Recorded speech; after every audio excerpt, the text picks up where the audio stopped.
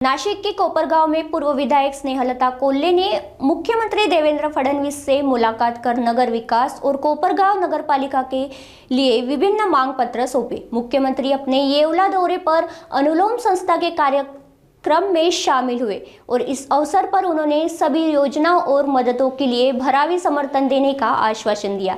इस दौरान स्नेहलता कोल्हे के साथ विवेक कोल्हे भी मौजूद रहे और विकास से जुड़े चर्चा में शामिल हुए। निश्चित कोपरगावच्या विकासासाठी नगरपालिका आमच्या ताब्यात आल्यानंतर सीएम साहेबांनी जे शब्द दिले होते ते पत्र आम्ही दिले। निश्चित साहेब मदत करणार आहेत। सुरुवातीला तुम्हाला भेटू दिलं नाही, काही प्रोटोकॉल पाळला नाही तसं काही नाही त्यांचं नियोजित एक प्रोग्राम होता अनुलोमचा आणि त्या नियोजित प्रोग्राम कंप्लीट होईपर्यंत मग आम्ही थांबलो। कापसे फाउंडेशनला आपण भेट दिली, या ठिकाणी जे मुलांचं कार्य पाहिलं, काय वाटतं?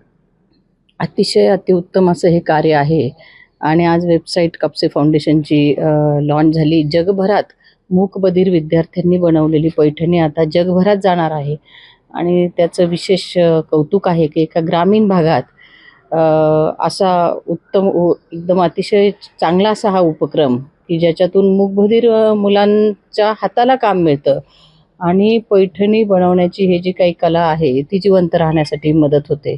आणि म्हणून कापसे फाउंडेशनचे सगळे त्यांचे परिवारातल्या सगळ्या लोकांची खूप मेहनत आहे याच्या मागे आणि अगदी इथे बनलेलं वस्त्र राम मंदिराला सुद्धा त्या मूर्तीसाठी गेलेलं आहे। त्याच्यामुळं प्रत्येक एक महत्त्वाचा आपला जो धार्मिक कार्यक्रम आहे तिथे कापसे पैठणीतून हे महावस्त्र दिलं जातं आणि आज मुख्यमंत्र्यांनीही या त्यांच्या उपक्रमाचं भरभरून कौतुक